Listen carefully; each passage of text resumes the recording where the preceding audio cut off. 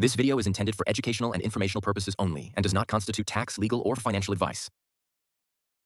안녕하십니까. 오늘은 많은 분들이 세금 보고 신고 시즌마다 고민하시는 주제 중 하나인 바로 부부 별도 신고, 즉 Married Filing Separate, 약자로 MFS에 대해서 알아보겠습니다.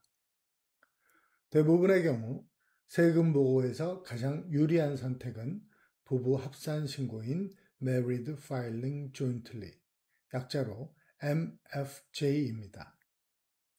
합산 신고를 하게 되면 세율 구간이 더 넓어지고 더 많은 소득이 낮은 세율로 과세되기 때문에 전체적으로 세금 부담이 줄어듭니다. 특히 한 배우자가 소득이 높고 다른 배우자가 상대적으로 소득이 낮을 때 부부 합산 신고는 세금을 절약하는 데 큰 도움이 됩니다. 하지만 언제나 MFJ가 세금 보고상 유리한 선택은 아닙니다.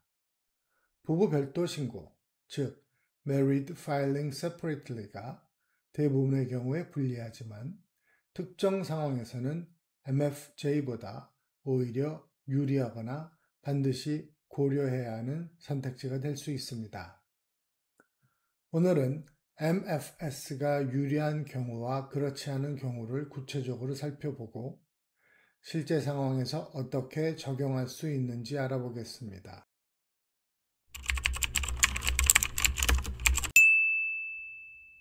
먼저 MFS가 유리할 수 있는 첫 번째 상황은 의료비나 항목별 공제인 Itemized Deduction이 많을 때입니다. 2024년 의료비 공제는 AGI의 7.5%를 초과해야만 가능합니다. 예를 들어 한 배우자의 소득이 10만 달러이고 의료비 지출이 1만 달러라면 합산 신고 시 두 사람의 소득이 합쳐져 공제 기준선이 높아지고 의료비 공제 가능액은 줄어들게 됩니다.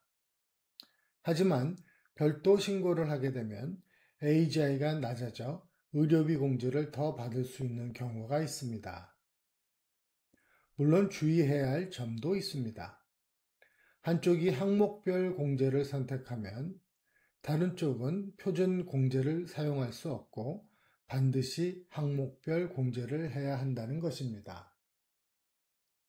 두 번째로, 배우자의 세금 문제에서 벗어나고 싶을 때 MFS는 큰 장점이 됩니다.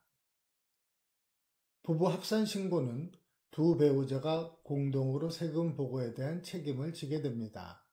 따라서 배우자가 소득을 누락하거나 허위 공제를 하였을 경우 상대방 배우자도 똑같이 이에 대한 세금, 페널티, 이자에 대해서 책임을 져야 합니다.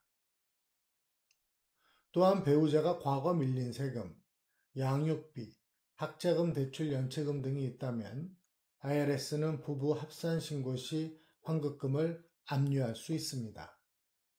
하지만 별도 신고를 하게 되면 내 환급금은 상대 배우자와 관계없이 안전하게 보호됩니다. 즉, 별도 신고는 세무적 안전망이 될 수 있습니다. 세 번째로, 소득 기반 학자금 대출을 상환하는 경우 별도 신고가 유리할 수 있습니다. 합산 신고 시에는 부부의 소득이 모두 반영된 AGI를 기준으로 상환액이 계산되므로 상환액이 크게 늘어날 수 있습니다.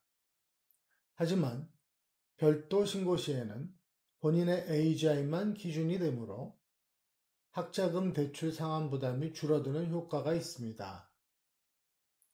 이는 젊은 부부나 아직 대출을 상환 중인 부부에게 중요한 고려 요소가 될 것입니다. 네 번째로, 이혼 절차 중이거나 별거 상태일 때 별도 신고를 고려하실 필요가 있습니다. 이 경우 별도 신고를 통해 재정적 독립성을 확보하고 각자의 세무 책임을 분리할 수 있습니다. 이는 법적으로 완전히 분리되기 전까지 불필요한 재정적 얽힘을 피하는 방법이 됩니다. 법적 분리가 완료되면 싱글 또는 헤드 오브 하우스홀드로 신고할 수 있습니다. 다섯 번째는 AMT를 고려해야 하는 경우입니다. AMT는 일반 과세 체계와 별도로 계산되는 세금으로 특정 텍스 크레딧과 디덕션 항목이 인정되지 않아 일정 소득 이상이면 추가 세금이 발생할 수 있습니다. 대부분의 경우 MFS는 AMT에서 분리합니다. 왜냐하면 면제 기준이 낮아지기 때문입니다. 그러나 캘리포니아와 같은 주에서는 상황이 다를 수도 있습니다. 예를 들어 캘리포니아에서는 소득이 100만 달러를 초과하면 1%의 멘탈 헬스 서차지가 부과됩니다. 부부가 합산 신고를 해서 합계 소득이 120만 달러라면 초과분 20만 달러에 대해서 세금이 붙습니다. 그러나 별도 신고로 각각 60만 달러씩 신고하면 누구도 100만 달러를 넘지 않으므로 이 세금을 피할 수 있습니다.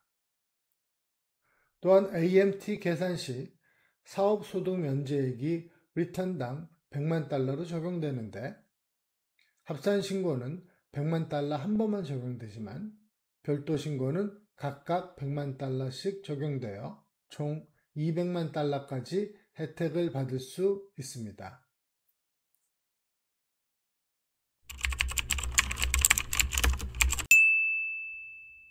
그렇다면 부부 별도 신고의 단점은 무엇일까요? 우선 세율 구간이 부부 합산 신고보다 좁습니다. 따라서 더 빨리 높은 세율에 도달할 수 있습니다. 또한 표준 공제액이 합산 신고의 절반으로 줄어듭니다. 2024년 기준 합산 신고의 표준 공제액은 29,200달러이지만 별도 신고는 14,600달러에 불과합니다.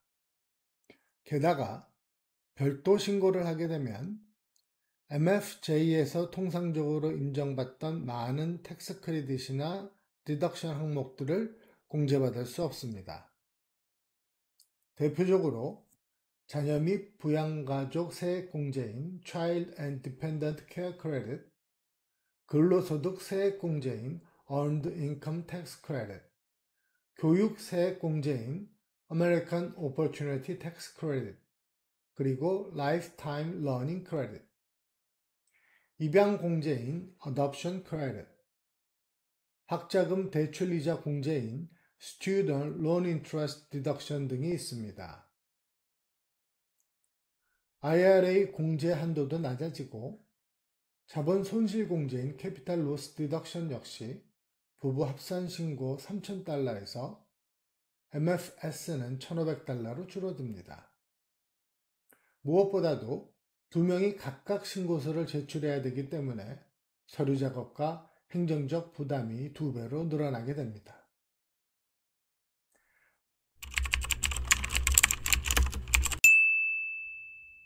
따라서 결론적으로 부부 별도 신고는 일반적으로 더 많은 세금이 부과되지만 특정 상황에서는 전략적으로 유리할 수도 있습니다. 즉, 의료비나 특정 공제가 많을 경우, 배우자의 세무 문제로부터 벗어나고 싶은 경우, 학자금 대출 상환 부담을 줄이고 싶은 경우, 이혼 절차 중인 경우, 그리고 캘리포니아 등 특정 스테이트 AMT 및 추가 세금을 줄이고 싶을 때 별도 신고는 고려할 만한 옵션입니다.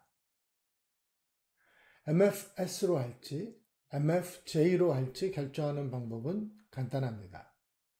두 가지 방식을 모두 계산해보고 어느 방식이 실제 세금을 줄이는지 비교해 보는 것입니다.